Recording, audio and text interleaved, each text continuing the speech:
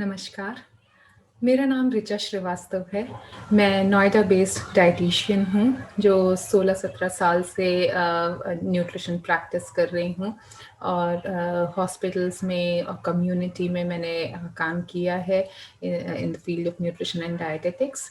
सो आज मैं आपके साथ जुड़ी हूँ to communicate an important message. जो हमारा FSSAI है और नेट प्रोफैन है, उसके थ्रू मैं एक मैसेज आप सबको देना चाहती हूँ। वो मैसेज क्या है? वो मैसेज हमारी हेल्थ से रिलेटेड है। हम अपने शरीर में 3 तरीके के तत्व खाते हैं जो हमें एनर्जी प्रोवाइड करते हैं: कार्बोहाइड्रेट्स, प्रोटीन्स एंड फैट्स। अब इसमें से जो फैट है, वो फैट कई तरीके का होता है। उसमें सैचुरेटेड फैट होते हैं, पॉली अनसैचुरेटेड फैट होते हैं, मोनो अनसैचुरेटेड फैट होते हैं। ठीक है।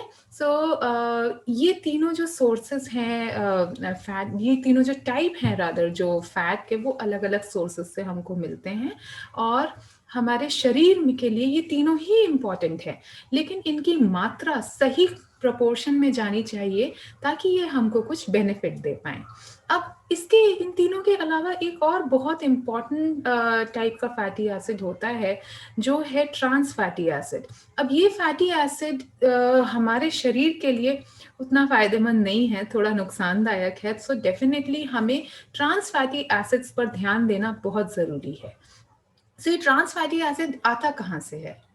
सो बेसिकली जब हम किसी वेजिटेबल ऑयल को, जैसे कि कोई हमने तेल, नेचुरल तेल निकाला है, सो वो नेचुरल तेल जब हमें लंबे समय तक रखना होता है, तो उसको स्टेबलाइज करने के लिए हमें उसे कई प्रोसेसेस से गुजारना पड़ता है।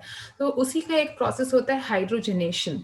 तो अगर हमने किसी तेल को हाइड्रोजनेट किया है, सो उस दौरान उस ऑयल में काफ़ी मात्रा में ट्रांस फैटी एसिड्स आ जाते हैं, जिससे कि वो हमारे लिए नुकसानदायक बन जाता है। जो एक, अगर आपने बहुत कॉमन सोर्स का नाम पूछेंगे मेरे से ट्रांस फैटी एसिड्स का, तो वो मैं कहूँगी डालडा, जो हम कई बार देखते हैं कि बहुत कॉमनली कमर्शियल प्रोड्यूसर्स में यूज़ होता है। बहुत सारे शॉप ओनर्स होते हैं, या जो स्वीट शॉप वाले होते हैं, या जो स्नैक शॉप वाले होते हैं, वो अपने जो वो प्रोड्यूस बनाते हैं, जो वो प्रोडक्ट्स बनाते हैं, उन प्रोडक्ट्स के लिए फ्राइंग के लिए वो कई बार डालडा यूज़ करते हैं। So that is one important source of trans fatty acids, जो हमको कट आउट करना चाहिए कंप्लीटली। सो घर में तो डालडे का इस्तेमाल बिल्कुल ही नहीं करना चाहिए।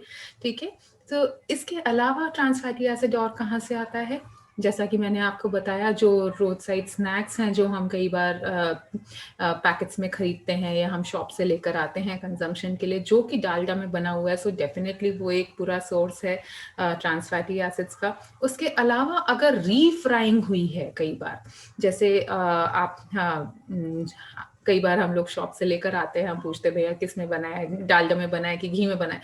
सो इट्स लाइक कि घी में बनाया है। लेकिन अगर वही घी बार बार यूज हुआ है, या कोई भी तेल जब बार बार यूज होता है फ्राइंग के लिए, तो उसमें ट्रांस फैटी एसिड्स की मात्रा बढ़ जाती है। सो तो वी शुड डेफिनेटली अवॉइड कोई भी फ्राइड आइटम मार्केट से लिया हुआ। वो एक बहुत बड़ा सोर्स है ट्रांस फैटी एसिड्स का। दूसरी चीज, जब हम घरों में फ्राइंग करते हैं, सो सेम तेल में बार बार फ्राइंग ना करें। अगर हम सेम ऑयल बार बार फ्राइंग के लिए यूज करेंगे, तो हर एक फ्राइंग के साथ उसका fatty acid, trans fatty acid की मात्रा उसमें बढ़ती जाएगी। सो वो हमारे लिए नुकसानदायक होता जाएगा। तो इसके अलावा तीसरा सोर्स कहाँ है? तीसरा सोर्स है जो हम रेडीमेड सॉसेस या रेडीमेड स्प्रेड्स या रेडीमेड शॉर्टनिंग्स खरीदते हैं, जो हम सैंडविचेस पर लगाने के लिए या फिलिंग्स में डालने के लिए। So these are biggest sources of trans fatty acid. So definitely हमको वो अवॉइड करना चाहिए।